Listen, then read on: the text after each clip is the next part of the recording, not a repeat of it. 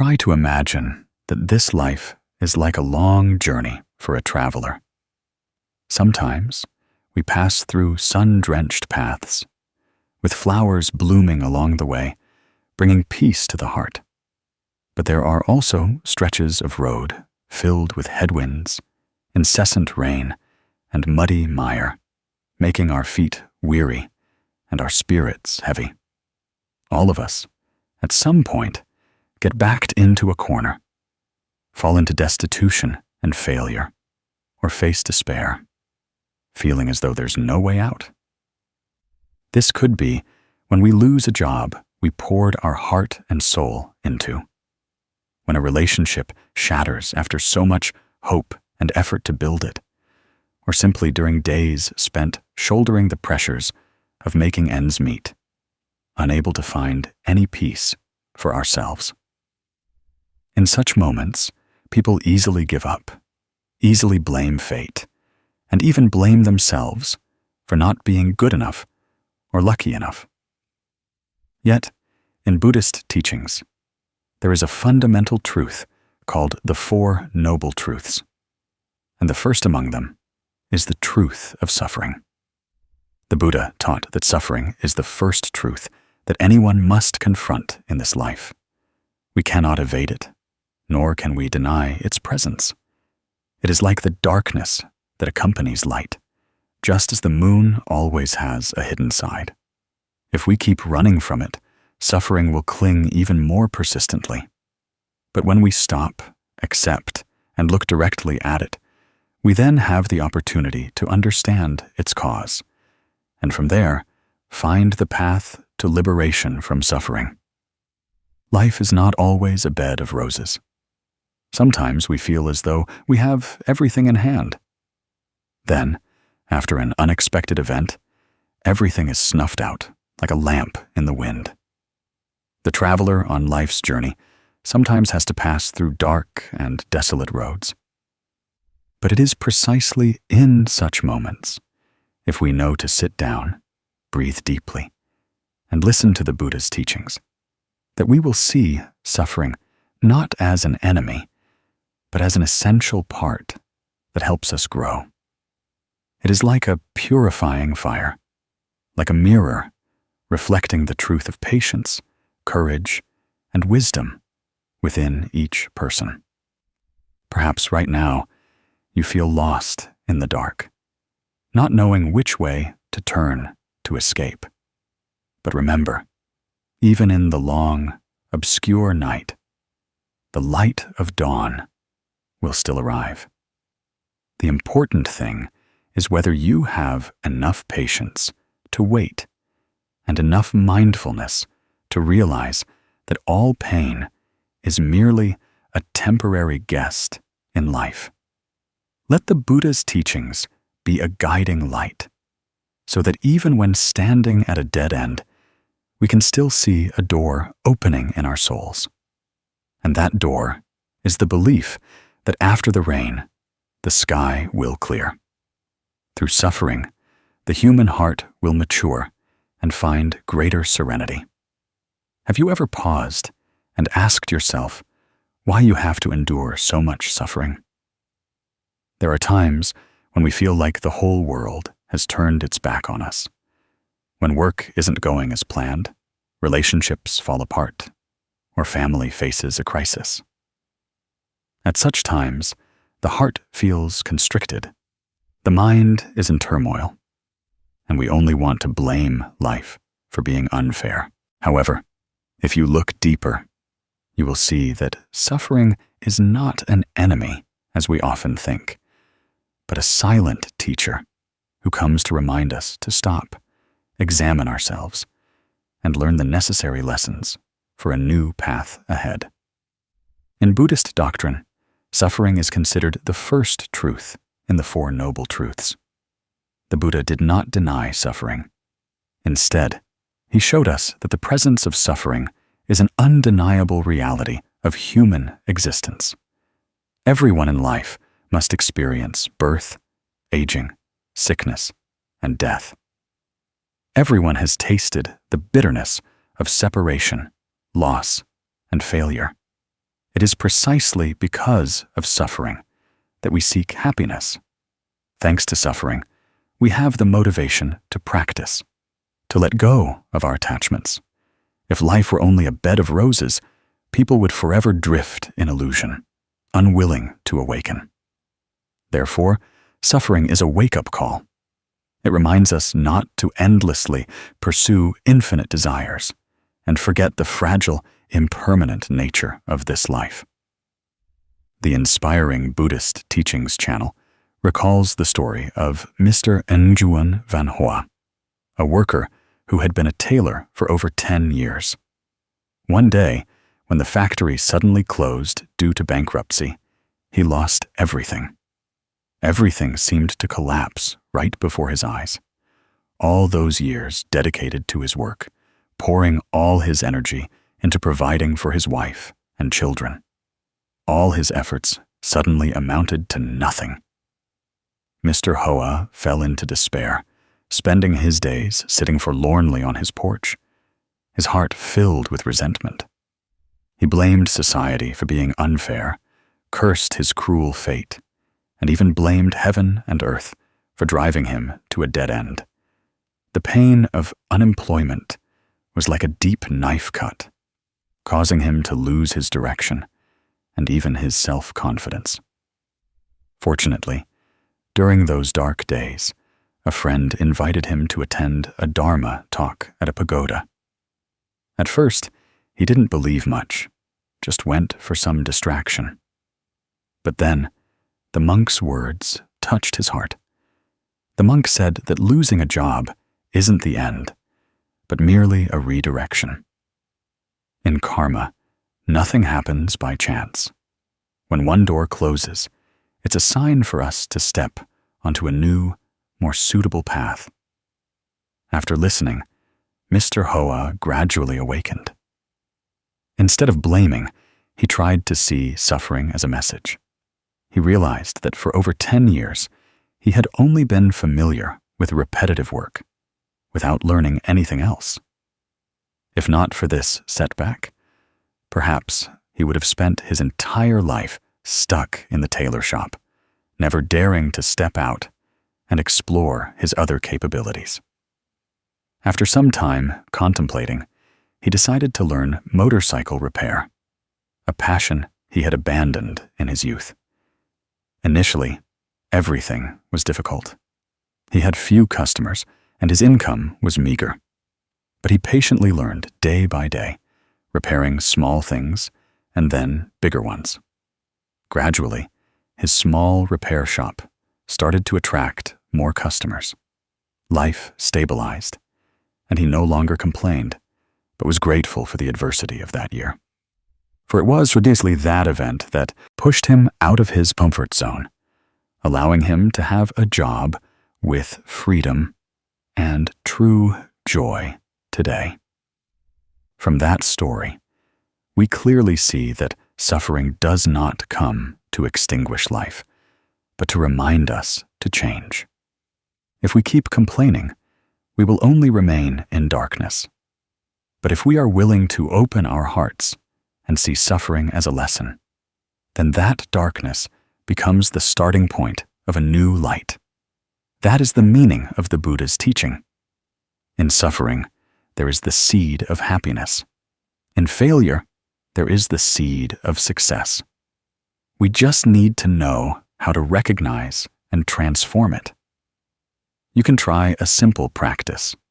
When pain washes over you, sit still, place your hand on your chest, and take a deep breath. Name that pain. This is sadness. This is anger. This is disappointment. When we correctly name it, the pain is no longer vague. It becomes clear so we can embrace and care for it. Just as when a child cries, if the mother comes, picks them up, calls their name, and comforts them, the child will calm down. Suffering within us is the same. It only wants to be acknowledged, not rejected. If we try to drive it away, it will grow stronger. But when we peacefully sit with it, it will gradually melt away like ice in the sun. In meditation, there is a very good exercise. Breathing in, I know there is suffering in me. Breathing out, I smile at that suffering. It might sound strange. Why smile at suffering? But when we are brave enough to do that, we realize that suffering is only a part of life, not the whole of who we are.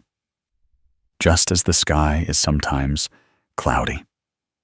But beyond the dark clouds, the blue sky remains. Suffering is merely a passing cloud, while the true nature of the mind is still vast and peaceful. If you look back, you will see how many times in your life it was precisely suffering that opened new doors. Some, after failure in love, learned to love themselves. Some, after losing money, learned to value the true worth of family. Some, after severe illness, realized that health is more precious than gold. Suffering, after all, is not an enemy, but a mirror. It shows us how far off track we have gone and suggests the way back. So, when you are in difficult circumstances, remember the Buddha's teachings. Don't ask why suffering has come to you, but ask what suffering wants to teach you. Don't deny it, but learn to embrace it like a strict teacher. When you can do that, your mind will be free from resentment, and you will see that even in the darkest days, there is a silent ray of light guiding your way. Suffering is not a period, but merely a comma, allowing us to pause, breathe, and then continue writing the story of our lives with a brighter chapter. There are times in life when we have to confront suffering that seems unbearable. Some struggle due to loss of livelihood. Others are heartbroken in relationships. Some are afflicted by illness that tortures their body, while others are enveloped by loneliness even within their own homes. Each pain is like a knife deeply piercing the heart, making people often want to give up, even losing all faith in life. If seen with ordinary eyes, anyone would feel that life is truly unfair, asking why they must bear so much suffering.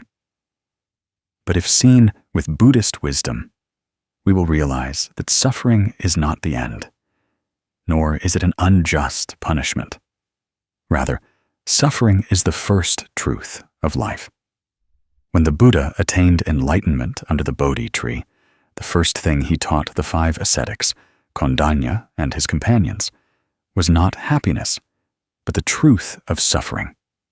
That discourse is called the 4 Noble Truths, meaning 4 wondrous truths, and the first truth among them is the truth of suffering.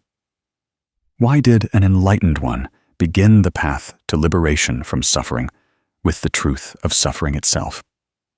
Because if we do not dare to confront the truth, if we do not accept that life inherently contains suffering, then we will always live in illusion, always searching for a life that is entirely a bed of roses. And then we will become increasingly disappointed when things don't go as expected. Only when we look directly at suffering can we understand its cause, and only from there can we see the path to end suffering. There was a woman named Mai, a single mother, whom the inspiring Buddhist teachings channel once met. Her life is a clear testament to the truth of suffering that the Buddha taught. When she was young, she dreamed of a happy home with a loving husband and obedient, kind children. But life was not as she dreamed. Her husband left, leaving her alone with a small child. In the first few months, she fell into despair. She cried at night, blaming heaven and fate for being so unfair. She looked at others who had complete families and felt ashamed of herself. During those days, she had thought that her life was over, that there was nothing left to live for. But then, one day by chance, she followed a friend to a pagoda to listen to a Dharma talk. Sitting in the serene space, listening to the monk's voice resonate, she heard about the Four Noble Truths for the first time. The monk said that suffering is a truth no one can escape, but in suffering there is a cause, and there is also a path to end suffering. Those words rang out like a bell, startling her. All this time, she had only known how to complain, but had never thought that suffering could be transformed. The monk explained that when we accept the truth of suffering, we no longer fear it. It is like walking in the dark. If we don't know that darkness exists, we will forever fumble and be afraid. But when we know it is night, we can light a lamp and find our way. After that Dharma talk, Ms. Mai decided to try practicing meditation. Every evening, after putting her child to sleep, she would sit still, breathe, and acknowledge the sadness in her heart. At first, tears kept flowing, and the loneliness seemed to become even more apparent. But she didn't give up. She continued to sit, continued to breathe. Then one day, she saw that sadness was also like a crying child. If she just embraced it, it would gradually subside.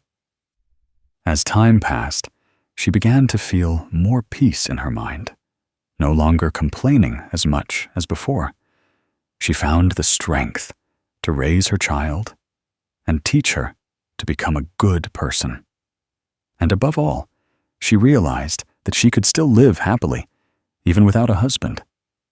Listening to her story, the Inspiring Buddhist Teachings channel was reminded of the image the Buddha once taught. Life is like a garden, with both fresh flowers and sharp thorns. If we only want to pick flowers without accepting the thorns, our hands will always be hurt. But if we know that thorns are part of the branch, we will be more skillful, more gentle, and still be able to enjoy the fragrance of the flowers. Life is the same. Suffering is a truth that cannot be denied. The more we resist, the more we suffer. Only when we accept it can we find peace. In the doctrine of the Four Noble Truths, the truth of suffering, dukkha, not only speaks of individual pain, but also points out the universal nature of life. Birth is suffering. Old age is suffering. Sickness is suffering. Death is also suffering. Loving yet having to part is suffering. Hating yet having to meet is suffering. Not getting what one desires is also suffering. Everyone in life passes through these truths, whether rich or poor, of high or low status. Looking directly at this truth, we no longer harbor the illusion of a perfect life free from suffering. Instead, we become more calm when facing the storms that arise. Some people, simply because they don't understand this, multiply their own suffering manifold. When they encounter failure, they think their life is more unfortunate than others, giving rise to resentment and comparison.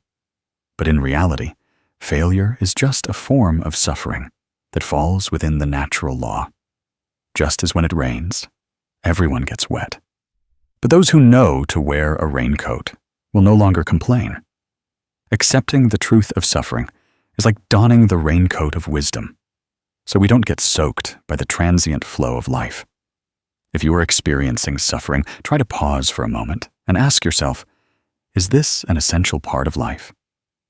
Try to observe your breath. Listen to your heart. Don't try to drive away the sadness. Instead, embrace it like an old friend. Then you will see that sadness also gets tired and needs rest. When you give it a peaceful place in your mind, it will dissipate like morning mist under the sun, just as Ms. Mai learned. Suffering is not an enemy, but a friend, reminding us to turn inward. When she accepted that truth, she was no longer bound by resentment, but found strength from within. Her child grew up in love, not in hatred. And that is proof that suffering can be transformed into love and peace.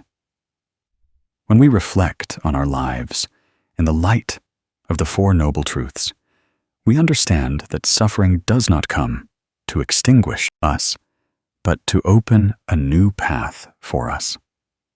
As long as we courageously face it and accept it as a part of life, the door to peace will open. Suffering truly ends when we stop blaming and start looking at it with eyes of compassion. Have you ever asked yourself why happiness often feels so fragile, so easily fleeting? And when we have it, we seem not to appreciate it. Only when we lose it, only when we have experienced suffering, do we realize that happiness is inherently priceless. The ancients often said, "After the rain, there is a rainbow. After a long night, there is dawn." That image is not just a scene from nature, but also a symbol for the law of life. Suffering and happiness naturally go hand in hand. And sometimes it is precisely thanks to suffering that we recognize the happiness present all around us. In today's hectic life, many people are so busy chasing fame, money, and material possessions that they forget the presence of simple things. Only when an unexpected event occurs, when we lose our health, a loved one, or something we once took for granted, do we startle to realize that happiness is not found in luxurious things, but in the most ordinary ones. The Buddha taught that life is impermanent. Nothing lasts forever. And it is precisely this impermanence that makes every moment of life, every peaceful breath, incredibly precious. There's a story about Mr. Lamb that I want to tell you. He was a man over 50 who had spent his entire life immersed in work to provide for his family. He used to think that only with money, a home, and well-educated children could he find happiness. However, his life suddenly took a different turn when he was diagnosed with cancer. The news was like a bolt from the blue, causing him to almost completely collapse. In the first days of hospitalization, he only thought of death, of having to leave behind everything he had built up over many years.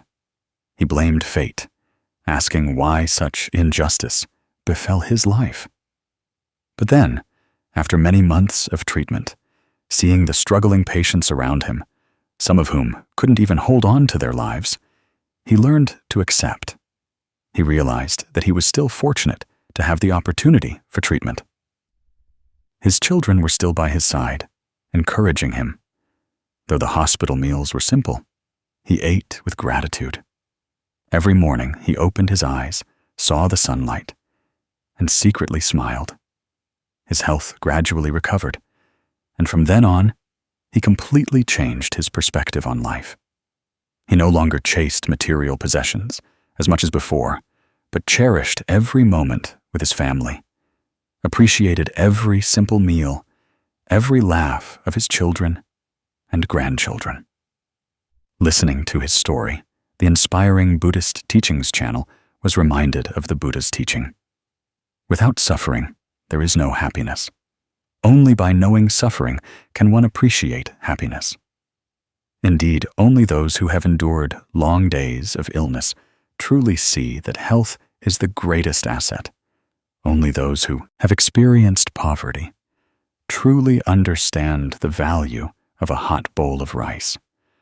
Only those who have lost a loved one truly realize how precious the presence of those still alive beside them is. Life is not always smooth, but it is precisely the bumps and sufferings that are the very foundation for happiness to shine brighter. In the light of Buddhist Dharma, suffering is a part of karma. Past karma can lead us to illness, poverty, or misfortune. But if we know how to see with wisdom, then adversity itself becomes an opportunity to transform. Just as gold must be refined in fire to shine brightly, humans must go through suffering to learn to live with compassion, to understand that true happiness does not come from satisfying desires, but from peace in the heart. The Buddha once taught that true happiness does not depend on external circumstances, but on our attitude towards life. Consider this. If our entire life were only smooth sailing, if we had never stumbled, would we truly understand the value of success? If we had never been hungry, would we appreciate a full meal? If we had never shed tears, would we feel the joy of smiling? It is precisely because there is darkness that light becomes glorious. It is precisely because there is suffering that happiness becomes truly precious. Many people often desire a life without suffering, but that is impossible. For suffering and joy are like two sides of a coin, like two banks of a river. To cross to the shore of peace, we must know how to pass through the shore of suffering. A person with wisdom is not someone who avoids suffering, but someone who knows how to use suffering as the foundation for growth. If you are going through difficult times, you might see happiness as a luxury. But try to look back. Those very difficulties are teaching you to appreciate the small things. Waking up one morning and still seeing the sunlight is a happiness. A simple meal with family is a happiness. A friend listening to you when you are sad is a happiness. As long as we open our hearts, we will see that happiness has never left us. We have simply forgotten how to recognize it. In practice, you can try sitting still for a few minutes each day, closing your eyes, and recalling a suffering you have experienced. Don't avoid it, but look at it with a peaceful mind. Then, recall a simple joy, like a meal, an afternoon spent sitting under a tree, or a word of encouragement from someone. You will see that it is precisely when suffering forms the backdrop that this happiness shines brighter and becomes much deeper. Mr. Lamb, after his severe illness, lived with a completely different mindset. He often said that before, he worked tirelessly, ate delicious food, but didn't truly enjoy it, because his mind was always on his work. Now, even a simple bowl of plain porridge or a plate of boiled vegetables brings tears to his eyes, because he knows that being able to sit here, to breathe, to see his children and grandchildren is already immense happiness. His story makes us understand that happiness is not in grand, distant things, but within our present life. And suffering is the mirror that helps us see this. If you are feeling unhappy, please don't despair too quickly.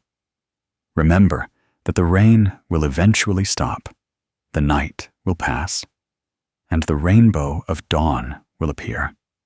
Suffering comes not to destroy you, but to remind you to appreciate happiness. When you know how to embrace suffering with a compassionate heart, you will see happiness bloom within you. Suffering is the soil, and happiness is the flower. Without soil, how can there be flowers?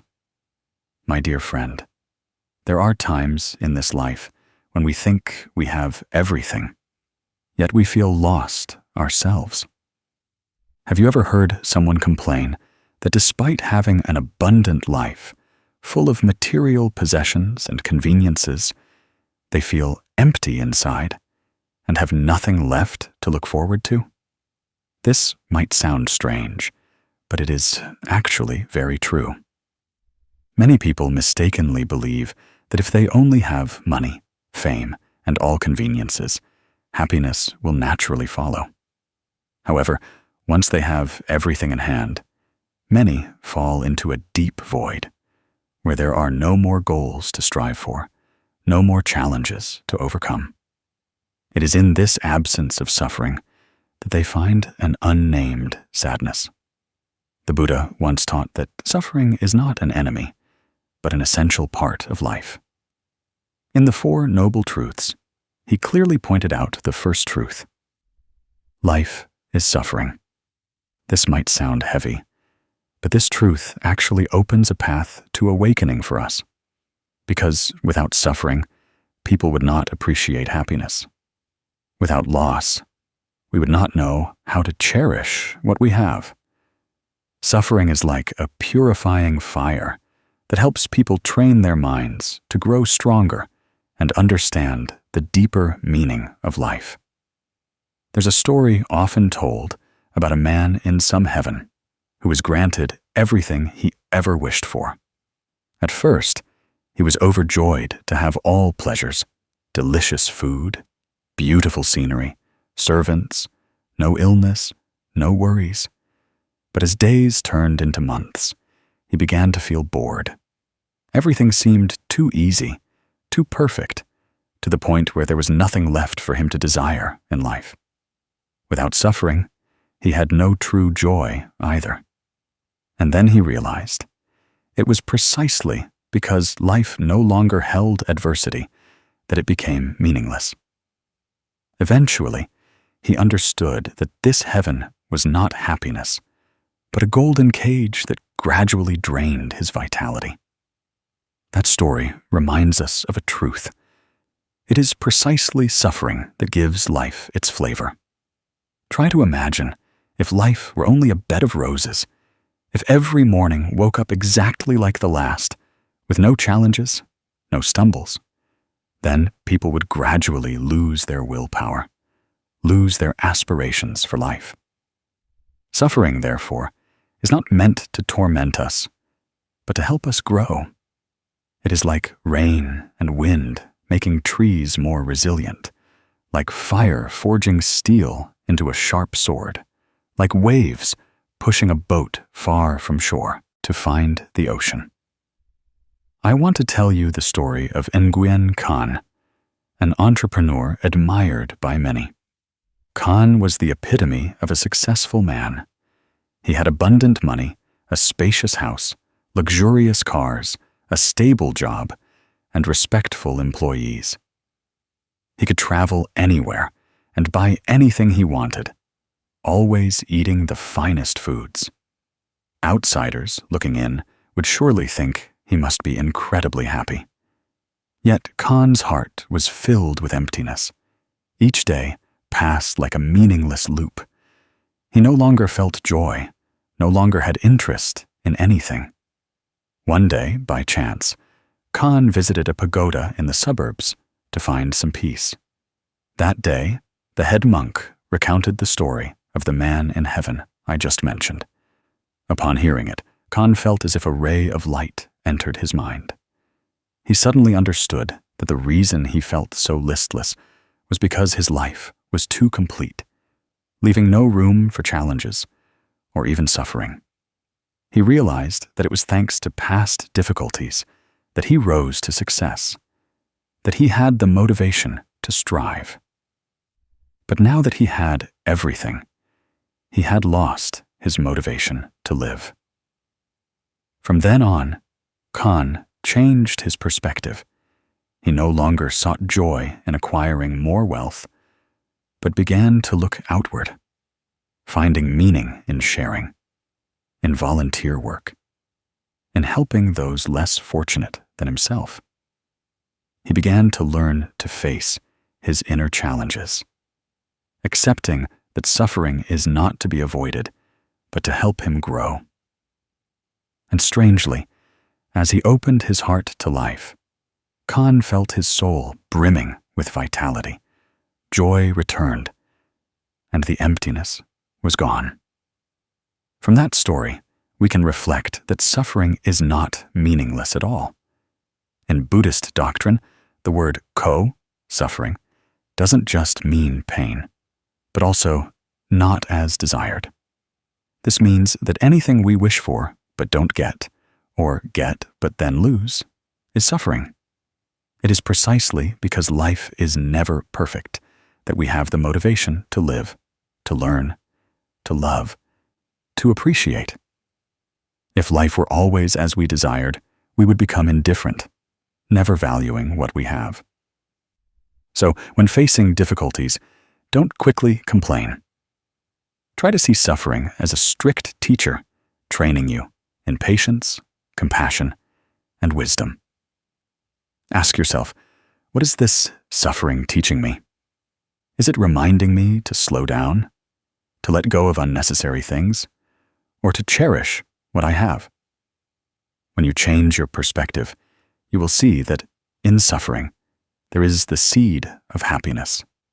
In loss, there is a valuable lesson. And in failure, there is the seed of growth. Practicing this is not difficult. You can start with small things. When you feel tired, give yourself a moment of silence.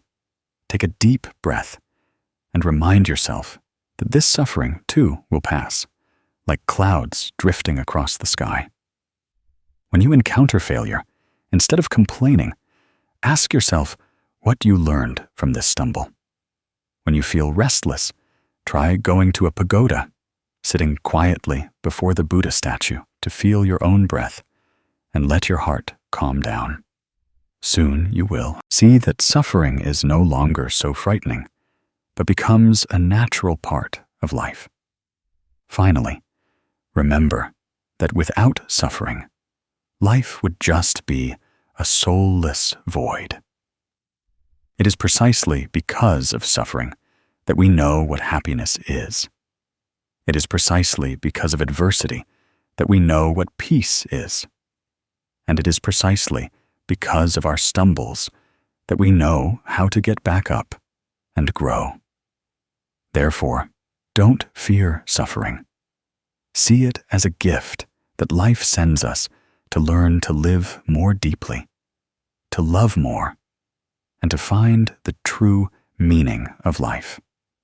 My dear friend, if we sit down and listen to the ordinary stories around us, we will find that each of us has experienced suffering at least once. Sometimes it is physical suffering.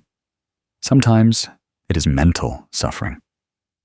These two types of suffering are like two sides of a coin, always accompanying each other, forcing people to confront and grow. Many people often think that being healthy is enough for happiness. But when the soul is heavy with sadness, loneliness, and restlessness, no matter how physically sound one is, it's hard to find peace and joy. Conversely, a sick, painful body also easily makes the mind tired and sad. That is why the Buddha taught that human life is inherently linked to the four great sufferings: birth, aging, sickness, and death. These are physical sufferings that everyone must experience. As for mental suffering, separation, loss, resentment, and unfulfilled desires are all forms of suffering. Physical suffering is when we have to endure the aches and pains of illness, when an unexpected accident occurs, or when the body no longer obeys our will, becoming tired and worn out. Each time this happens, we truly grasp the fragility of human existence. This body is merely a temporary vessel carrying us through the stream of life. At some point, it too will decay, unable to withstand impermanence. Some, when young and healthy, think they are invincible. But even a minor illness is enough to make them panic and fear. That is the lesson of impermanence that the Buddha taught. Everything changes. Nothing lasts forever. Mental suffering, on the other hand, is more subtle and deeply penetrating. It doesn't manifest clearly like a physical wound, but it can erode the soul day by day. When love falls apart, when trust is betrayed, when work is unstable, when a loved one passes away. These are the moments when our minds are plunged into an emptiness that is hard to assuage. Many people appear strong on the outside, still smiling and talking. But inside, there is a whole sky of sorrow. The Buddha once clearly pointed out that the human mind is often attached to desires. When desires are not met, we suffer. When we have something and then lose it, we also suffer. Mental suffering, therefore, originates from attachment and the inability to let go. Remember the months of the COVID pandemic. The entire world seemed to fall into a nightmare. That was a time when both physical and mental suffering became clearer than ever. I want to tell you the story of Ms. Toei's family, a simple, working woman living in the city's outskirts. When the pandemic erupted, she unfortunately contracted the virus. Her whole family had to quarantine, and her small business had to close. Her husband lost his job, the children couldn't go to school, and so many worries piled onto her slender shoulders. During days of high fever and difficulty breathing, Miss Tui thought she wouldn't make it, and her heart was filled only with the fear of leaving her family adrift. Her husband worried about every meal, every penny for medicine. The children were bewildered, not understanding what was happening, only seeing their parents sad and stressed every day. Yet, in the midst of adversity, the community reached out to help. Neighbors sent rice, the government provided medicine, and doctors and nurses cared diligently. After many days of courageous struggle, Ms. Tui gradually recovered. Though the family lost a lot financially, they gained a valuable lesson. They learned to live frugally, to love each other more, and to cherish every day together. After the pandemic, Ms. Tui's family no longer chased distant desires, but found joy in simple meals and small acts of care for each other. In that story, we clearly see that physical suffering can exhaust us, and mental suffering can make us despair. But if we look deeply, both carry a lesson. The Buddha taught that instead of asking why suffering comes to us, we should ask what this suffering is teaching us. That question opens a new door for us, so we are no longer victims of adversity, but students who listen and grow from that very adversity. Physical suffering teaches us about the fragility of human existence, so we learn to cherish our health, care for ourselves, and slow down. Mental suffering teaches us about letting go, that we should not be too attached to desires or to any particular person, because everything is impermanent. When we learn to cherish every present moment, we will feel lighter, instead of tormenting ourselves with losses. So, how do we face these two great types of suffering? The answer is not in fighting or escaping, but in accepting and transforming. When the body is ill, instead of complaining, care for it with kindness, give it rest, and allow the mind to be at peace.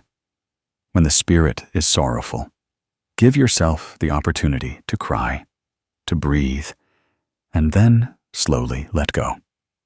Remember that all suffering will eventually pass, just as a storm will dissipate, giving way to a clear sky. A simple practice is to maintain a habit of mindfulness. Every morning when you wake up, instead of rushing into work, pause for a few minutes to breathe deeply, to know that you are still alive, still have a new day to experience. When your body aches, listen to it instead of forcing it to work. When your mind is sad, sit down. Write down the things that worry you, and then look at them with understanding to see that nothing lasts forever. Also, don't forget that you are never alone in suffering. Just as Miss Tui's family received help from the community, you can also reach out to loved ones, friends, or visit pagodas where the sound of bells and chanting can soothe your soul. Connection and sharing are indeed a balm for mental suffering. Physical and mental suffering seem like two towering mountains that weigh down our lives. But if we know how to see them correctly, they are a path leading us to growth and enlightenment. Without suffering, we would always live in the illusion of a perfect life. With suffering, we learn what resilience is, what love is, what true happiness is. So the next time you encounter suffering, don't just exclaim, "Why me?" but try to whisper, "What is this suffering teaching me?" That very question will be a guiding light, helping you pass through the darkness and find the dawn.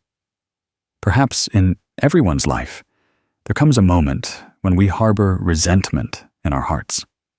We blame fate for being unfair, blame heaven for not giving us a complete family, blame our parents for not providing a solid foundation, and even blame loved ones for hurting us. These resentments sometimes take deep root in the mind, making the heart constantly heavy. Some live their entire lives holding an invisible knife in their hearts, feeling a sharp pang every time they remember. But have you noticed? It is precisely these resentments that multiply our suffering manifold. The pain that already existed is now amplified by unending whirlpools of hatred. And in the light of the Buddha's teachings, we see that no suffering arises spontaneously, and no injustice appears without cause. Everything is part of the flow of karma. What we sow, we shall reap. Sometimes in this life, sometimes in a future life, and sometimes we are simply paying debts from long ago that we no longer remember. The Buddha once taught that if there is a cause, there will certainly be an effect. If there is a condition, there will certainly be a meeting. People meeting each other is not accidental. Love or hate, resentment or closeness, all are part of the invisible thread of karma. So, instead of sinking into suffering and resentment, a person who understands the Dharma will pause to reflect. Why am I in this situation? Why do I have such a father, mother, or spouse? Why has my life taken this path? The answer is not in blaming or comparing, but in turning inward to recognize karma, to know that everything is an opportunity for us to learn, to let go, and to cultivate compassion. I want to tell you the story of Mr. Fuchs. From a young age, he lived in a poor family. His father, whom he should have respected, was the person he resented the most.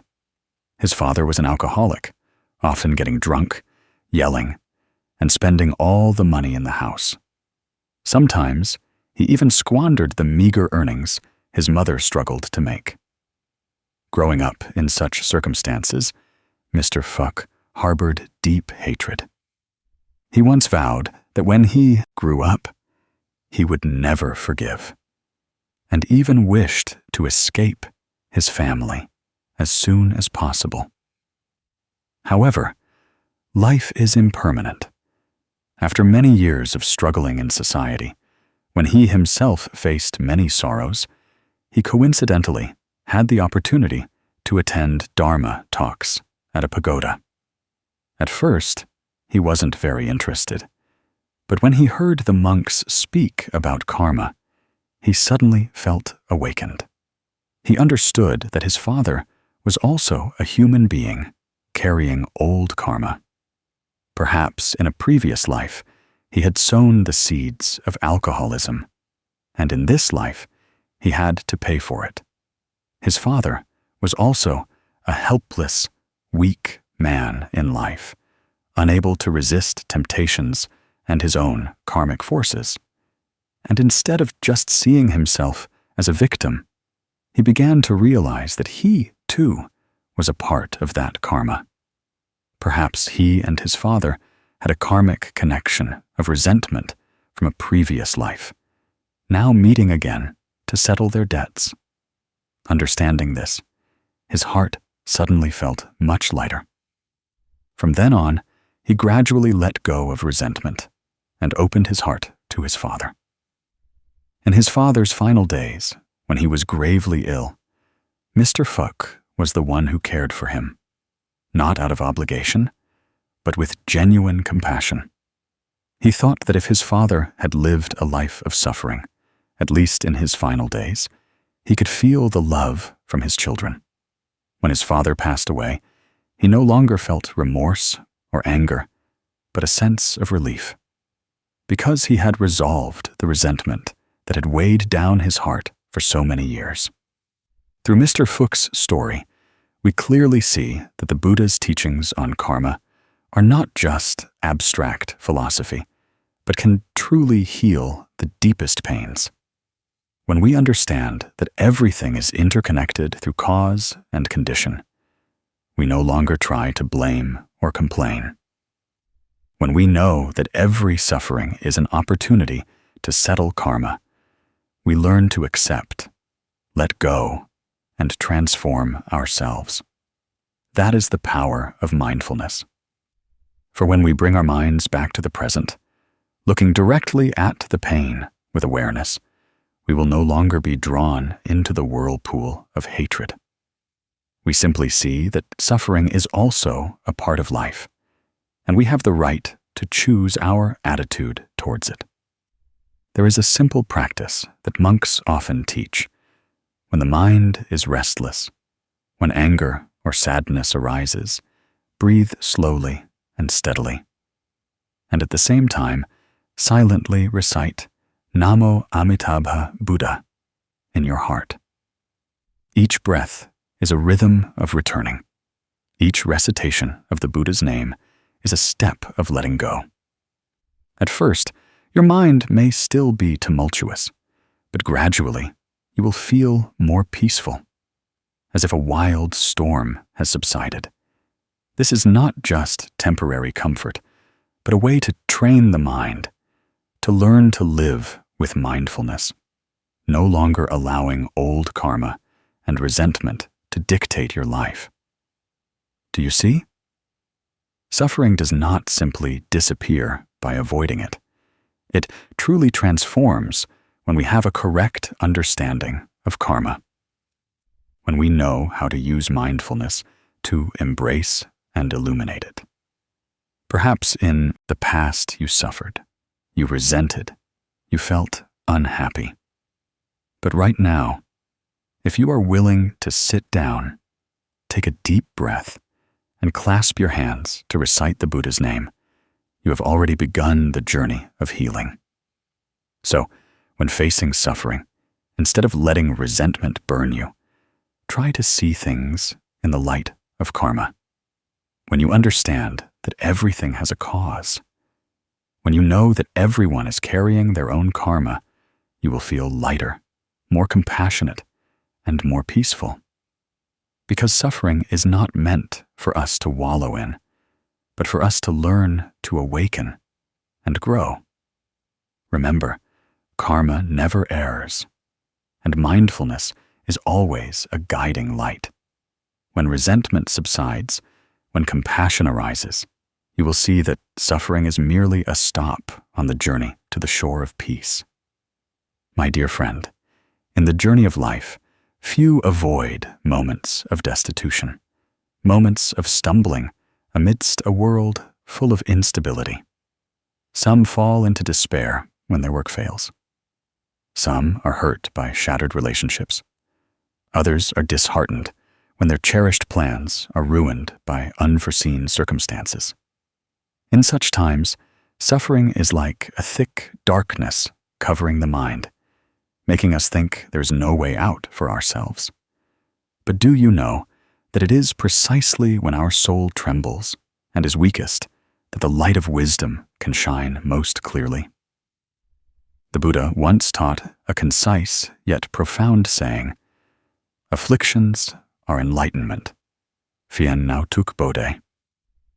This statement may sound paradoxical at first, but when we ponder it, we realize that no wisdom is born in complete happiness. It is only from suffering that we learn to understand, to let go, to rise above. When faced with failure, people often tend to blame fate, lamenting injustice. But according to Buddhist teachings, suffering is not an enemy. It is the result of cause and condition, of karmic forces, of the natural functioning of impermanence. Failure does not come to bury us, but to awaken us, to alert us. Like a strict teacher, suffering does not coddle or comfort, but it gives us the most profound lessons that no book can teach. In the Four Noble Truths, the Buddha clearly pointed out that the first truth is suffering. No one can deny the presence of suffering, nor can they escape it. But from recognizing suffering, we find the path to end suffering. This means that it is precisely through suffering that wisdom sprouts, and the path to liberation becomes clear. There is a small story that leaves much to ponder. It's the story of Lan, a student full of dreams. That year, Lan entered the university entrance exam with all her own and her family's hopes. However, the result was a huge shock. She failed in her first year. The day she held the rejection letter, Lan felt as if the sky had fallen. All the gossip, the pitying glances, and some even ridiculing her, made her feel utterly ashamed and disappointed. At one point, Lan thought she had no worth left. But then, time passed, and during long nights of silent tears, she gradually realized that tears could not change anything. This failure was simply another door for her to walk through, an opportunity to re-examine herself. Lan began to spend time reading books, learning foreign languages, improving her health, and most importantly, learning to accept the truth. A year later, when she retook the exam, Lan not only passed, but also became the top student. Standing on the podium of honor, she smiled, remembering the moment she thought she had lost everything. It turned out that failure was not an end, but merely a necessary detour for wisdom to grow. Lan's story is not uncommon in life. All of us have had moments when we fell, were ridiculed, or looked down upon. But you see, if it weren't for that pain, how would Lan have achieved such extraordinary resilience today? Suffering, if viewed with anger, will only exhaust us. But if viewed with wisdom, suffering becomes a bitter medicine that heals the deluded soul. Just like an illness, bitter medicine, though unpleasant to swallow, can treat the root cause. Life is the same. The most severe challenges are precisely the greatest opportunities for us to overcome ourselves. In the doctrine of karma, the Buddha taught that everything that happens to us has a cause. No pain is causeless. When we stumble, it could be the result of insufficient preparation, overconfidence, or even karmic force from many lifetimes. But instead of blaming, be grateful for suffering, because it gives us an opportunity to reflect on ourselves. When we understand impermanence, we see that no failure lasts forever.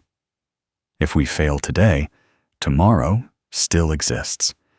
If we lose today, tomorrow we can still find it again. Impermanence does not take everything away, but always opens a new door for those who are patient and faithful enough. So instead of fearing suffering, try to sit down, take a deep breath, and ask, what am I learning from this difficulty? Every pain contains a lesson. When we fail in love, we learn to love ourselves more. When we lose money, we learn to let go of greed. When we are betrayed by others, we learn to choose friends wisely and maintain a compassionate heart. Like a fire testing gold, suffering is a test to see how strong we are.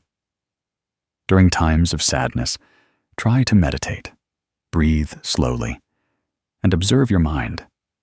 Look at the pain as you would a cloud drifting across the sky. It comes, and then it will go. Nothing stays forever.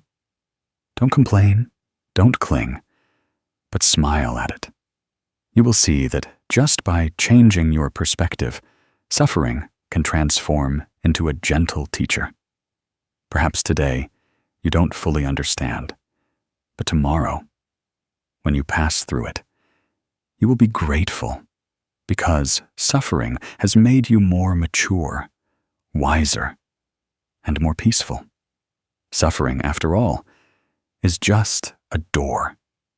If we close it with anger, it will trap us in darkness. But if we open it with wisdom, light will flood in, and you will realize that everything you once feared was actually just the beginning of a new journey. So, whenever you face a setback, remember that afflictions are enlightenment. Suffering does not come to destroy, but to awaken wisdom. My dear friend, everyone in life will experience moments of stumbling.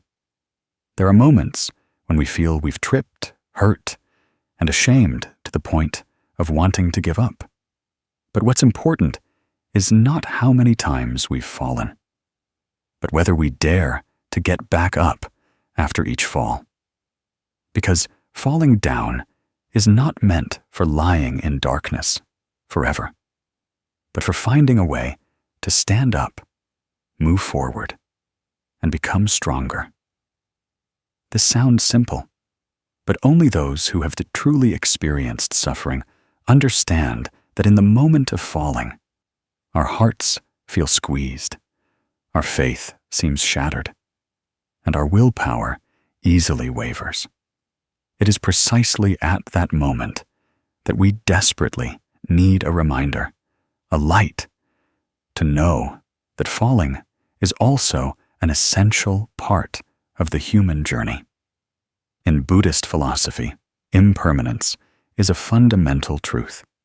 Everything in this world changes. Even our stumbles do not last forever. Failure today does not mean tomorrow will be the same. There is falling only so there can be rising. There is loss only to understand the value of success. The Buddha once taught that suffering is the first truth in the Four Noble Truths, but at the same time, he also pointed out the path to overcome suffering. This means that falling down is not an end, but only a part of karma, part of each person's process of learning and growth. Just as a seed must bury itself in dark soil to sprout, a person who wants to be strong must pass through many stumbles. There is a folk tale many still tell. A father walked with his son along a wall and encouraged the boy to try jumping over to practice bravery, The boy eagerly complied. Unexpectedly, he tripped and fell into a ditch, getting soaked and hurt. He cried. The father didn't scold him, only smiled and said, "Do you see? Falling is normal. The important thing is that you learn from the experience. Be more careful next time, and be stronger." That simple lesson stayed with the child throughout his life. Later, whenever he faced failure, he no longer feared it, but saw it as an essential challenge. This story reminds us that falling is a law of life, just as no child learning to walk has never fallen. If everyone feared falling and dared not walk, they would never learn how to walk steadily. I want to tell you another story about Mr. Min and his son, Tuan. One afternoon, Mr. Min taught his son to ride a bicycle. Tuan was very excited at first, thinking he could ride immediately after getting on. But the wheels wobbled, and after just a few pedal strokes, he fell onto the road.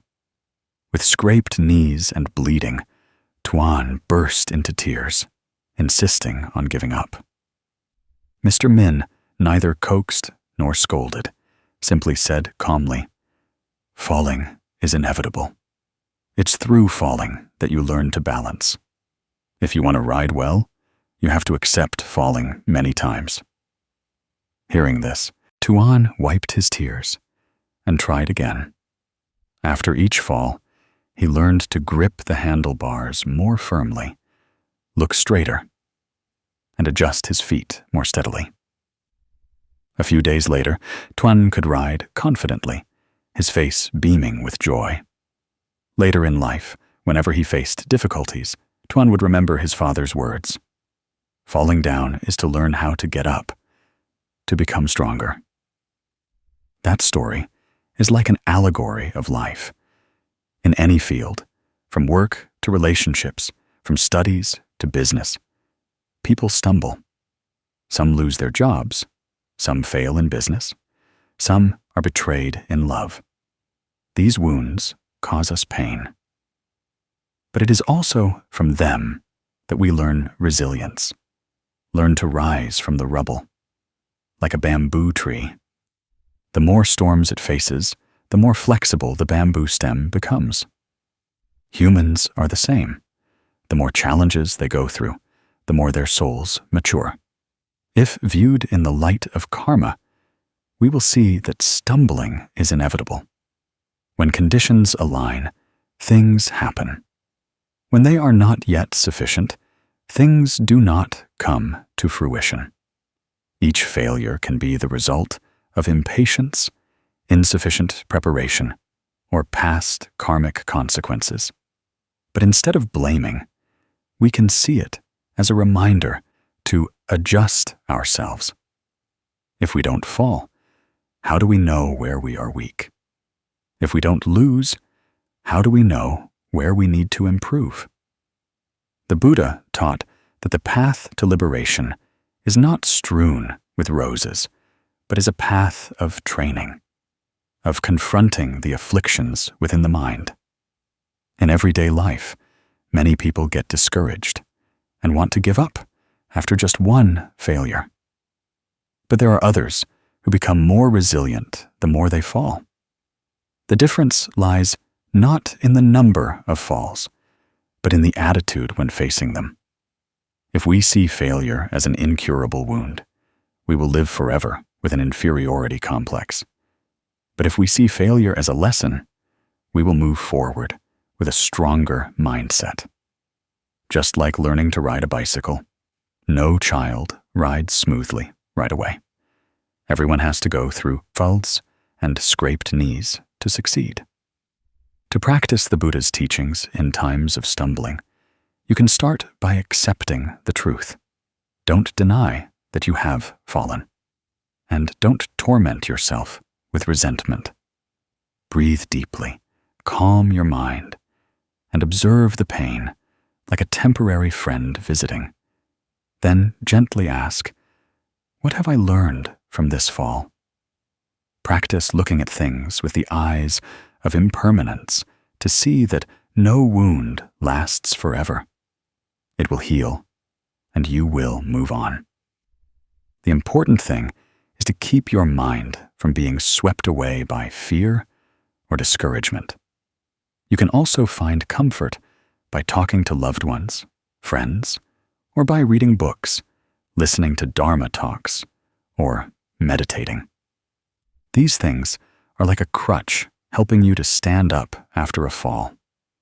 And once you've stood up, you will realize that you are more mature, more steady, and wiser.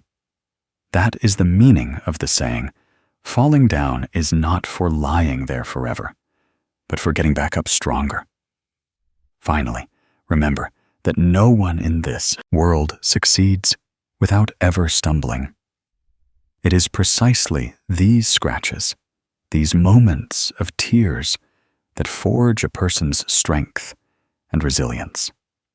So if one day you feel yourself falling into the depths of failure, believe that once you hit rock bottom, there is only one way left to go: up.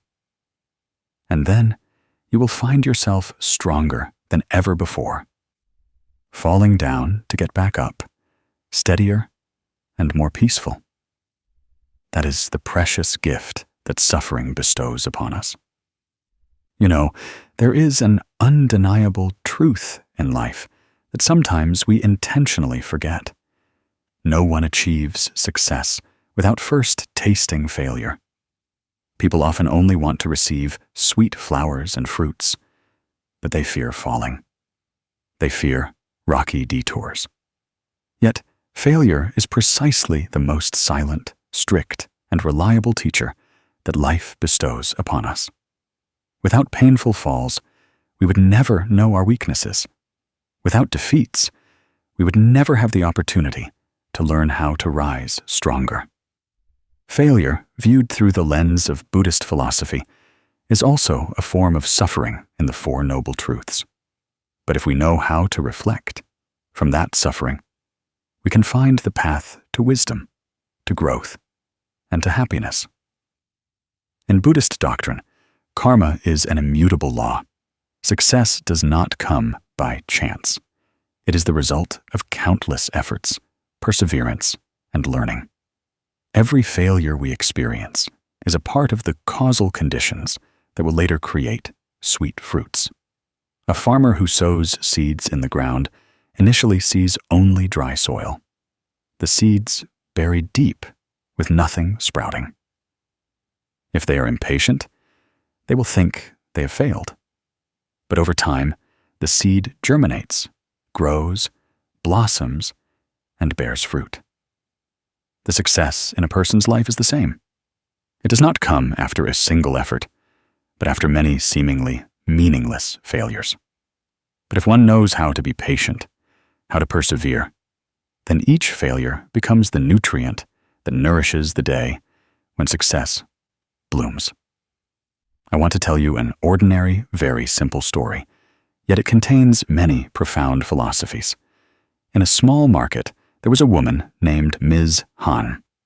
She supported her family by selling bun ryu, crab noodle soup. However, her path in business was not smooth at all. The first time she opened a stall, lacking experience, she overcooked the food, and the flavors were inconsistent. Customers came once and didn't return. The second time, she moved to a more crowded location, but she didn't know how to manage her expenses. Her capital kept increasing, but the profits were minimal, leading to another loss. The third time, she continued to try. But this time, she made the mistake of relying too much on old recipes. Before the stall could attract many customers, she had to close it due to heavy losses. 3 failures left her deeply in debt. At one point, she thought she was incompetent and almost gave up, intending to work as a laborer just to get by. But then, during long, sleepless nights, she thought of her young children who depended on her. She refused to let herself fall. Instead of lamenting her fate, She went to study more, researched how to cook delicious food, sought customer feedback, and learned management skills from those who came before her.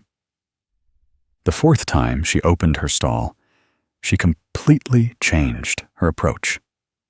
She cooked with all her heart, focusing on every flavor, every drop of broth, maintaining cleanliness, and always being cheerful with customers. Before long, her Bun Ryu stall became famous throughout the market.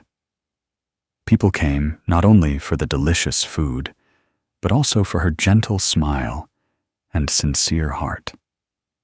She paid off all her debts, raised her children, and looking back, she smiled, admitting that those bitter failures had forged her resilience and wisdom.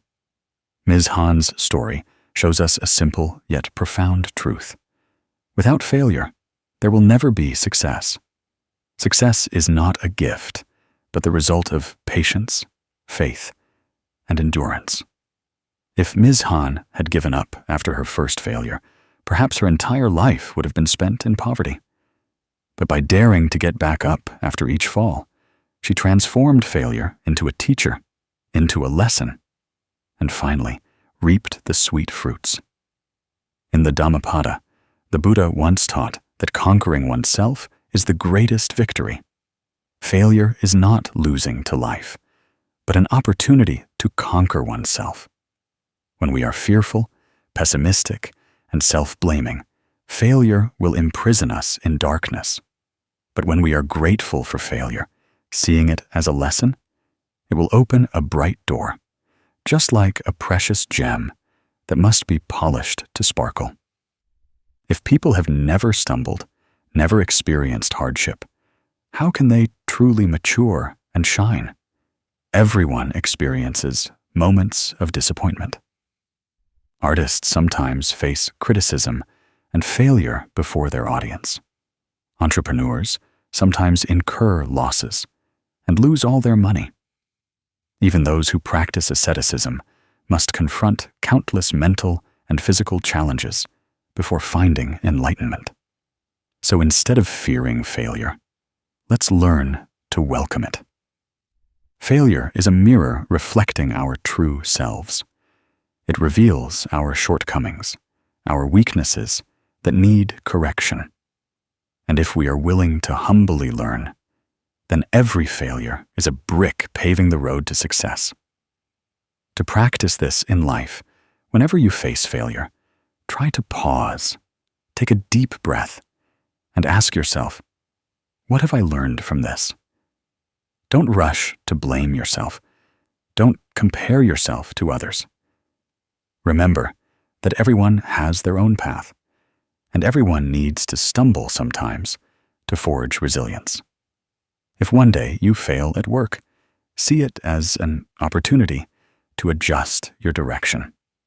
If you fail in a relationship, see it as a chance to learn to love yourself.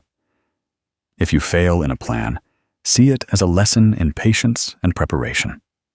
Most importantly, keep faith in karma. Sowing good seeds will eventually yield sweet fruits. Failure is just a step on that journey of cultivation. Just like a rice plant, before it blooms, it must endure many seasons of rain and sun, many pests and diseases. But when the conditions are right, it will bear golden grains. Life is the same. Believe that after painful falls, there will be a day when you rise in glory. My friend, failure is not scary. What is scary is allowing failure to bury our faith and resilience.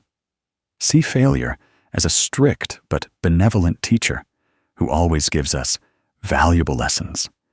And smile, because without failure, there would never be success. Falling down to get back up, losing to grow, losing to appreciate. That is the miraculous law of life. And on that path, every failure is a late blooming flower. but it will surely release its fragrance for a brilliant day of success.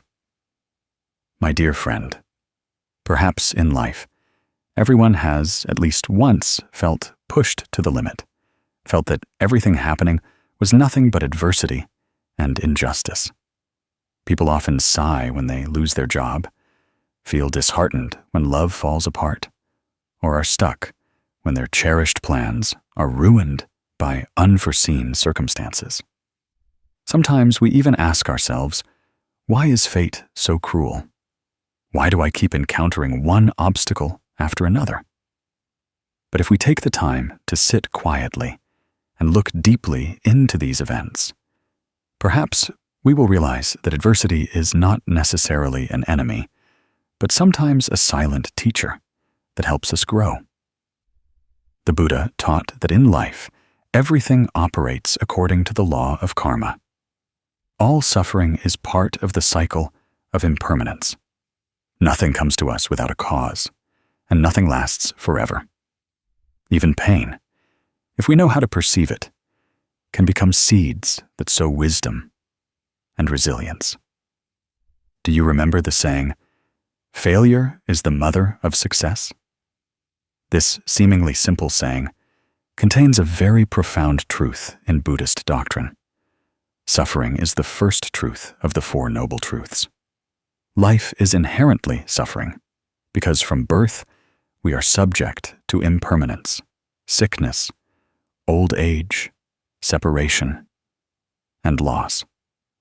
But suffering is not meant for us to complain, but for us to learn to recognize its cause and then transform it. Adversity is like fire. If we are weak, it will burn us down. But if we know how to use it, it will temper us, making us as strong as steel. Karma operates without partiality.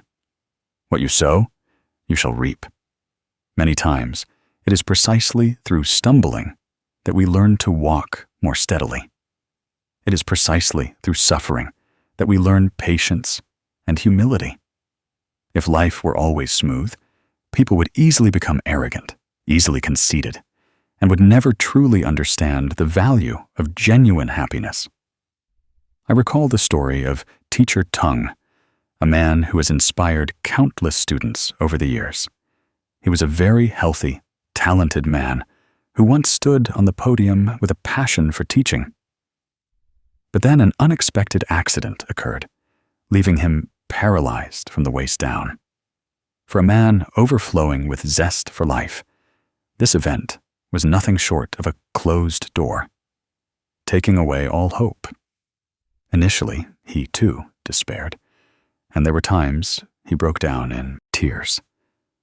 But instead of blaming fate, he chose to get up and follow a different path. Though his body was no longer whole, he still had his wisdom, his soul, and a heart that wanted to contribute. He began writing books, opening online classes, teaching students everywhere through a computer screen. He once said, "Thank you, accident. Thanks to it, I learned patience and how to live more meaningfully." Hearing that, perhaps many of us would be startled. Who could thank an event that left them disabled? But that is the power of gratitude for adversity. When we are grateful even for things that don't go our way, suffering becomes lighter. We no longer see it as a wound to be hidden, but as a lesson to be etched in our minds. Practitioners often remind each other to cultivate a grateful heart every day, not just for the good things, but also for the difficulties. You can start very simply. For instance, every evening, sit down and write down 3 things that challenged you during the day. Then, right next to each, write, "Thank you, because through it, I learned." Perhaps you might write, "Today I had too much work, and my boss scolded me. Thank you, because through it, I learned patience and how to work more carefully. Or, today, I argued with my spouse. Thank you, because through it, I understand that I need to learn to listen more. At first, it might be difficult, but gradually, you will realize that no difficulty is entirely meaningless. All can become valuable lessons if we are willing to open our hearts to receive them. Perhaps you are asking why we should be grateful for suffering when it makes us so tired. But try to think. A seed only germinates when buried in dark soil. A gem only shines after being polished many times. Humans are the same. If we only live in luxury, how many can truly mature?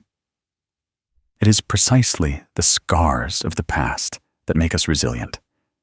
It is precisely our stumbles that teach us to appreciate steady steps later on. In the Dhammapada, the Buddha once taught that just as a lotus grows from mud, but is not tainted by the mud's foulness, we should live in the world without being contaminated by it. This means that adversity has no power to defile us. Only we have the power to choose how to react to it. If we are grateful for adversity, we will be like a lotus in the mud, able to radiate a fragrant scent. There is another thing you need to remember. All suffering is impermanent. Just like a rainstorm, no matter how heavy, it will eventually stop. No matter how dense the darkness, dawn will still come. No pain lasts forever. It's just that when we are in it, we feel it is endless. When our minds are illuminated by mindfulness and gratitude, suffering will no longer have the power to imprison us. It will merely be a part of the journey, like a low note in the symphony of life, helping us to appreciate the cheerful notes that follow. You see, Teacher Tung did not let the accident define his life. Instead, he transformed adversity into motivation, turning his wound into strength. If he could, then you and I can too. Each of us has an extraordinary inner strength, just waiting for adversity to awaken it. The problem is not what difficulties we encounter, but how we choose to face them. When we are grateful for challenges, we will find our minds opening and feeling lighter. So, if you are going through some upheaval, please don't despair too quickly. Try to practice sitting down, taking a deep breath, writing down 3 difficulties you encountered today, and finding a word of thanks for each. Even if it's just a small thing, it can change how you view life. And when we change our perspective, the whole world changes. Falling down is not meant for lying in darkness forever, but for us to learn to rise stronger and wiser. And when there is gratitude in the heart, even adversity becomes a priceless gift. Sometimes in life, people's greatest suffering doesn't come from external events, but from their own attachments within their minds. Some people, after a setback, instead of letting go to move forward, cling tightly to their pain, cling tightly to hatred, and then turn their own hearts into a burning furnace. Imagine if you hold a glowing coal, the tighter you squeeze, the more your hand gets burned. Only when you let it go will your hand stop burning. Yet, in life, many people choose to cling to resentment, to greed, to unfulfilled expectations, and thus weigh down their own hearts with suffering. The suffering does not come from the glowing coal, but from our unwillingness to let it go. In Buddhist doctrine, the Honored One taught many times about letting go, because the root of all suffering lies in craving, in attachment. When we cling to something, we give rise to desires. Desires give rise to disappointment, and disappointment transforms into suffering. That is also the cycle of bondage that the Buddha called the noble truth of the origin of suffering, samudaya, in the Four Noble Truths. People, due to ignorance, believe that by holding on tightly, they will attain happiness. But in reality, the more you grasp, the more you suffer. Everything is inherently impermanent, from relationships to money and fame. They come and go like flowing water, like clouds drifting across the sky. If we try to hold on to a cloud, isn't it futile? Attachment is like a heavy burden on our shoulders. The longer we carry it, the more exhausted we feel. Only when we put it down can we breathe a sigh of relief. The Inspiring Buddhist Teachings channel wants to tell you the story of Ms. Huang, a woman who had experienced pain she thought she could never overcome. She loved a man with all her heart, placing all her trust and dreams in that relationship. But one day, she discovered he had betrayed her. Her entire world seemed to collapse. Her heart shattered. For many years, she lived in resentment. Every day, she remembered the betrayal and tormented herself. Friends and family advised her, but she couldn't let go. She thought that holding on to that hatred would lessen the pain. But the more she held on, the more tired she became, losing sleep and appetite. Her face withered, her heart hardened. Until one day, by chance, she heard a Dharma talk, where she heard the Buddha's teaching. Letting go is not losing, but gaining peace. That saying was like a glimmer of light in the darkness of her soul. From that day on, she began to practice meditation. At first, it was very difficult, because every time she closed her eyes, the image of the betrayer would reappear. But then she gradually learned to observe her emotions. She would just sit still and breathe, recognizing the anger and pain without judgment. She practiced letting go little by little, no longer asking herself why that person did that to her, no longer harboring resentment in her heart. Gradually, she felt lighter. One day, she smiled and told her friends, "Only by letting go can I move forward." And from that moment, her life turned a new page, no longer shadowed by hatred, but filled with the light of serenity.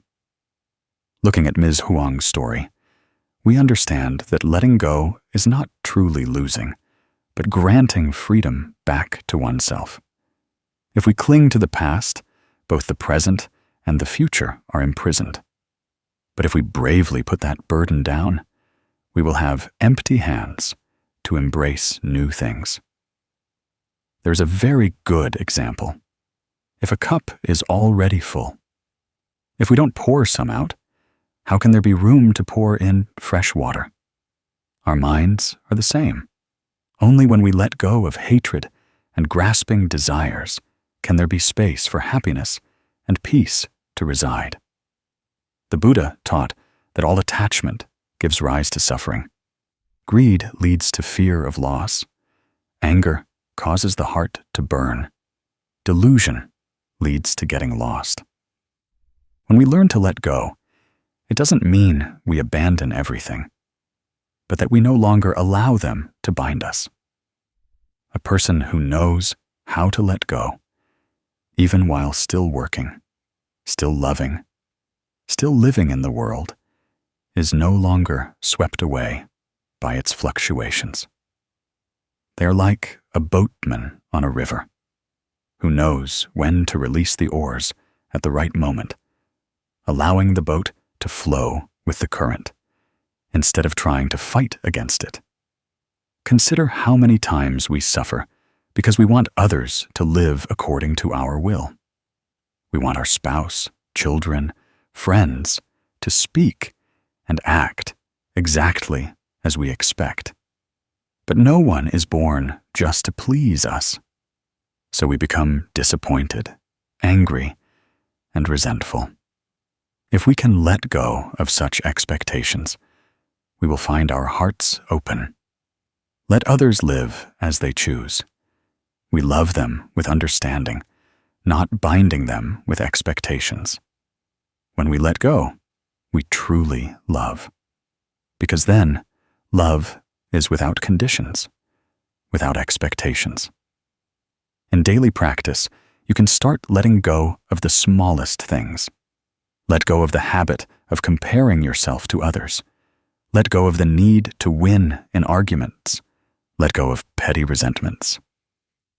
Every night before going to sleep, ask yourself, what have I let go of today? Perhaps it was a hurtful word. Instead of holding on to anger, you chose to forgive. Perhaps it was an unexpected event. Instead of frowning, you chose to smile. Little by little, you will find your heart getting lighter. And you know, when we let go, the first one to be liberated is no one else but ourselves. The person who hurt us might not even care. But if we cling to resentment, we suffer. When we let go, we no longer allow others to control our minds. We reclaim our freedom, regain our peace. That is the liberation the Buddha wished to teach.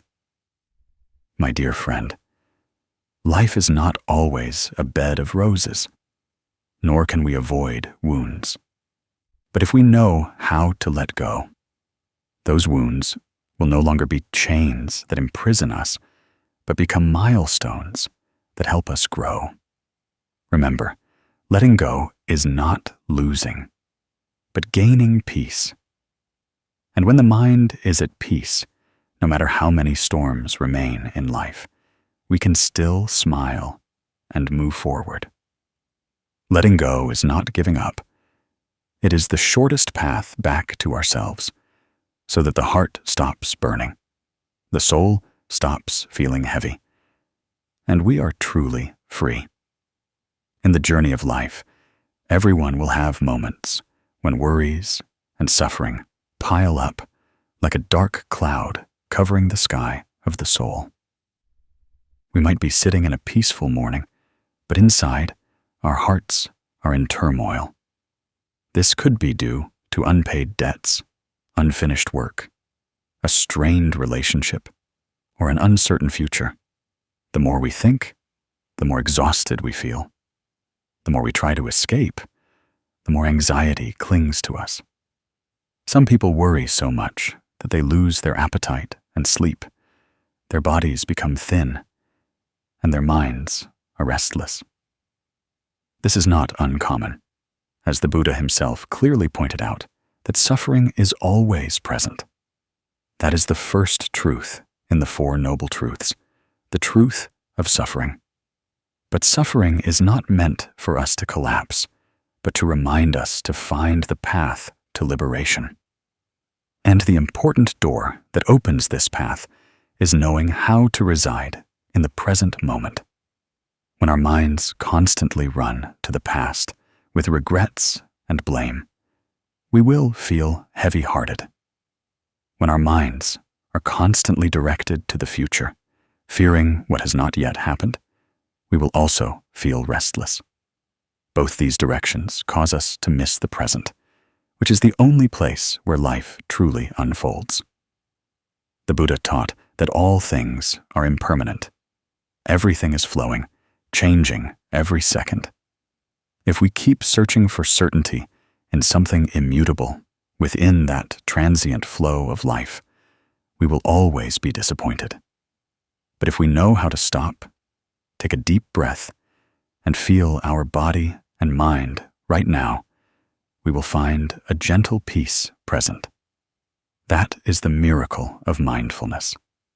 I want to tell you a small story. Perhaps you will find yourself somewhere in it. In a poor rural area, there was a farmer named Mr. Bay. His entire life was tied to the fields, but it seemed he worried every year. One year there was drought, another year pests, another floods. He lived year-round in restlessness, always fearing that his hard work would be swept away by the water or blown away by the wind. Because he worried so much, he became ill. His sleep was fitful, and he complained every day. One day, a monk passing through the village saw him sitting lost in thought outside his field and approached him to talk. After hearing about his worries, the monk simply smiled and gently instructed him in a very simple way. Try sitting still.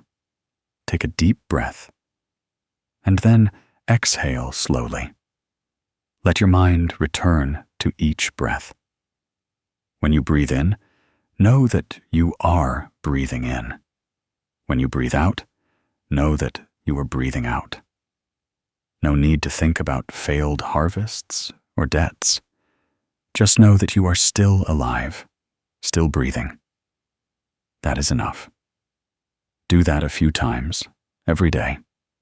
And when you go to the fields to care for the rice, care for it with a peaceful mind, not with fear. At first, Mr. Bay found it strange, even thinking, how can simply breathing solve my debt problems? But trusting the monk's words, he tried practicing. He sat under the village bamboo grove, closed his eyes, and breathed slowly. Initially, his mind was still full of anxious thoughts, but gradually he realized that his breath helped him calm down. He began to feel the cool breeze, clearly heard the birds singing, and saw the sweat on his forehead as proof that he was still alive. And miraculously, as his mind became less agitated, he worked more lightly, no longer complaining about his fate. The following season, when he sowed rice, he sowed with faith, not with fear. When tending to the rice, he cared for it with patience, not rushing. And that season, heaven was kind, and the rice grew beautifully. He had a bountiful harvest.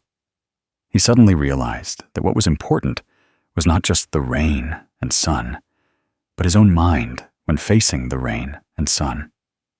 That story is like a gentle reminder that if we know how to return to the present, we will find new strength to move forward. The Buddha taught, "The past is gone. The future has not yet come. Only the present moment is where we truly live." We cannot change what has passed, nor can we fully control the future, but we can live fully in this moment. When we eat, let's know we are eating. When we drink, let's know we are drinking. When we are with loved ones, let's appreciate their presence. Just this simply, our minds will gradually calm. Our hearts will gradually settle. If you are listening to these words, I want to invite you to practice a small exercise right now. Relax your body. Sit upright but comfortably. Gently close your eyes, if you wish. Now, let's take a deep breath in and breathe out slowly. When you breathe in, silently tell yourself, "I know I am breathing in." When you breathe out, silently tell yourself, "I know I am breathing out." Let's do this for 5 breaths. Breathe in deeply, breathe out slowly. 1 breath, 2 breaths, 3 breaths, 4 breaths, and the final breath. Breathe in, then breathe out very gently. Do you feel your body more relaxed? Do you notice your mind a little calmer? That is the power of the present moment. Very simple, yet also very miraculous. In our busy lives, everyone is easily swept away by the fast pace. Some worry about making ends meet. Some are busy with studies. Some carry heavy family burdens. But all these things will become easier to handle if we know how to return to and grasp the present moment. It's like someone swimming in a swift current. If they panic, they are more likely to drown. But if they remain calm, focusing on each breath, each movement, they can float and swim to the other shore. Dwelling in the present does not mean ignoring the future or forgetting responsibilities. On the contrary, when our minds are steady in the present, we will be clearer in preparing for the future. When our hearts are not haunted by the past, we will be freer to choose a new path. Peace does not come from everything going as desired, but from knowing how to live fully with what we have. You see, just like Mr. Bay in the story, it was learning to stop, breathe, and smile that gave him enough strength to care for his crops, to provide for his family. It was not worries, but dwelling in peace that brought good results. And for each of us, it is the same. Only when we know how to stop and return to the present can we truly overcome difficulties. So, if you are going through a turbulent period, try to make it a habit to pause a few times a day just to breathe and smile. Remind yourself that you are still alive, you still have opportunities, and you are not alone. Peace is always present, if only you are willing to stop and recognize it. And I want to convey one simple message in this section. Dwelling in the present is the key that opens the door to overcoming all suffering.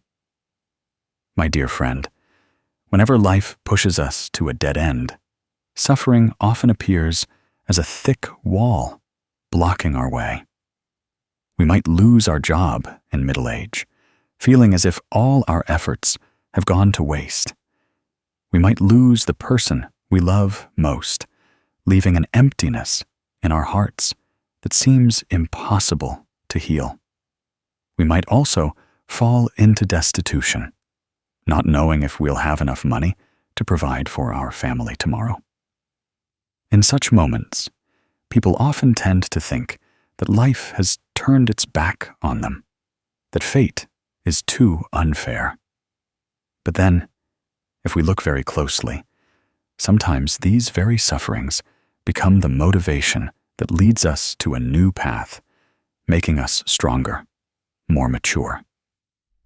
In the teachings of the Buddha, the truth of suffering is not only for us to know that life is a sea of suffering, but also for us to recognize the opportunity for transformation. He taught that all things are impermanent, and suffering is no exception. Nothing lasts forever. Just like dark clouds eventually dissipate and rain eventually stops, the sky becomes clear again. Suffering comes not to torment us, but to remind us that we need to change. If we only sit and complain, suffering will remain a heavy burden.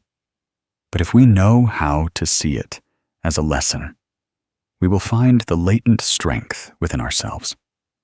That is the profound meaning of the path to overcoming suffering that the Buddha taught in the Four Noble Truths. Let me tell you the story of a woman. Her story will perhaps plant a seed of faith in you. Her name is Hoa, a single mother. The day her husband left, she nearly collapsed completely.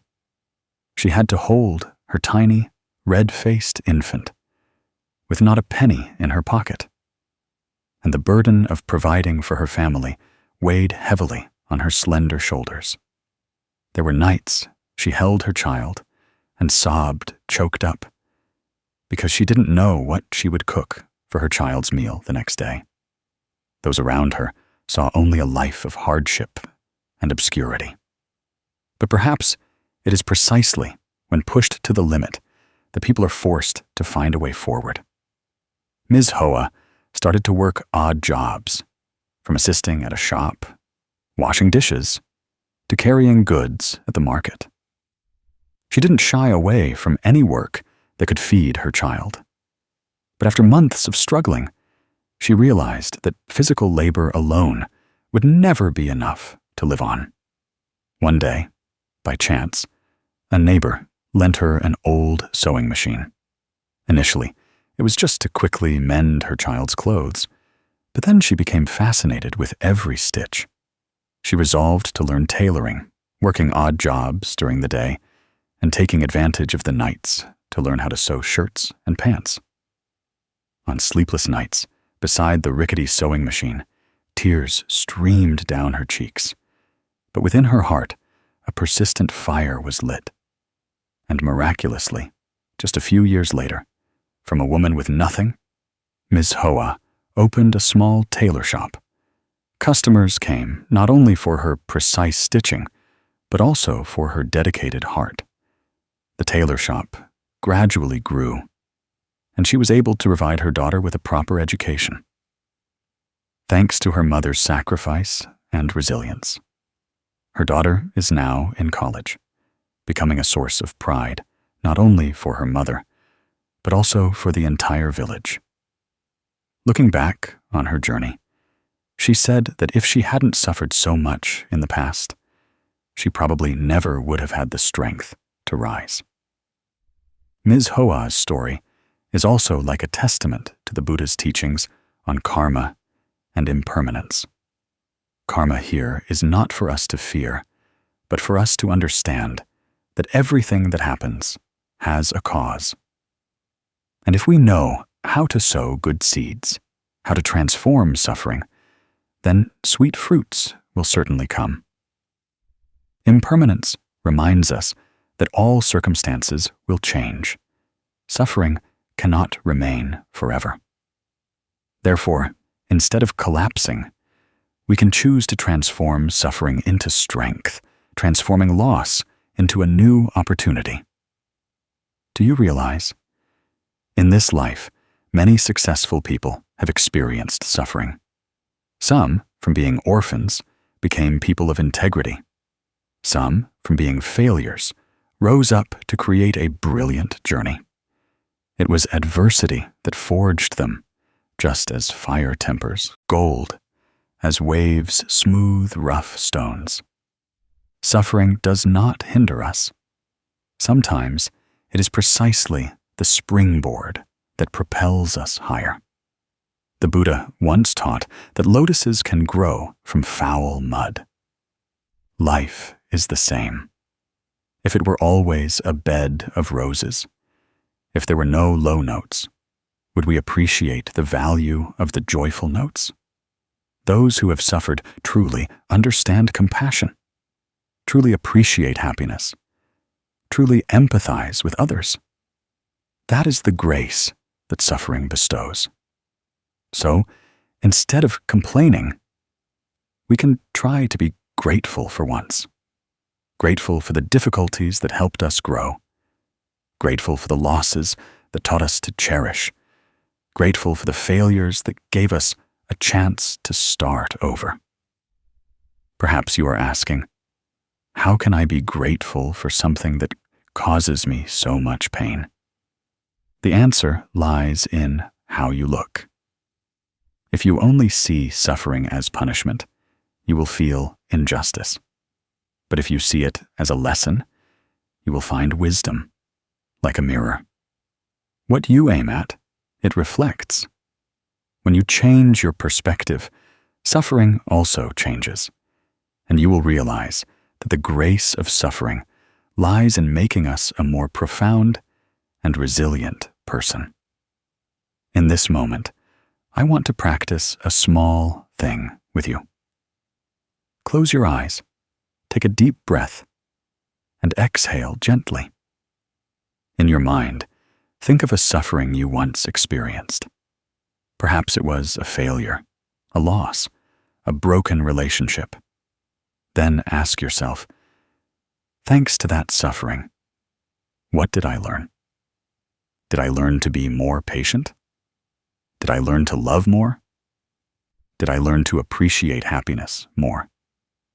When you realize the lesson, you will feel your heart soften, and you will understand why I call suffering a friend.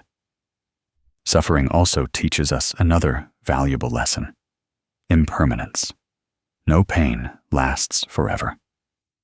Remember the times you thought you couldn't overcome something, but then time passed, and the wound gradually healed. That is the nature of life. Everything comes and goes. Knowing impermanence, we stop clinging. Knowing impermanence, we learn to appreciate the present.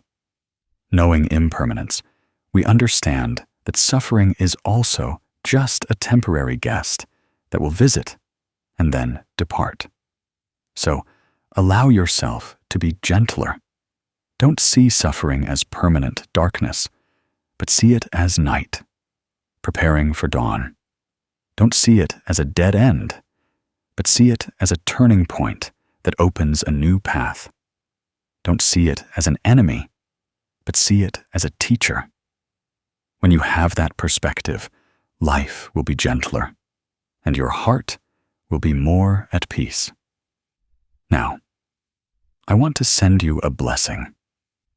If you are in difficult circumstances, facing challenges that seem insurmountable, please hold steadfast in your faith. Remember the Buddha's teaching that suffering is not meant to torment, but to enlighten. Believe that within you lies a hidden strength, and that strength will bloom at the right time. Believe that tomorrow will be different from today, because impermanence is always at work. And believe that every step, however arduous, is bringing you closer to peace. Suffering, if seen with eyes of compassion and wisdom, is truly a gift.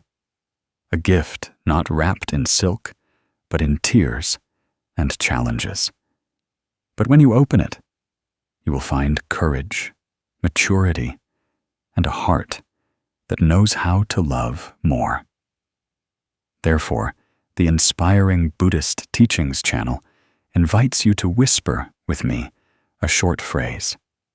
Thank you, suffering. Thank you, life.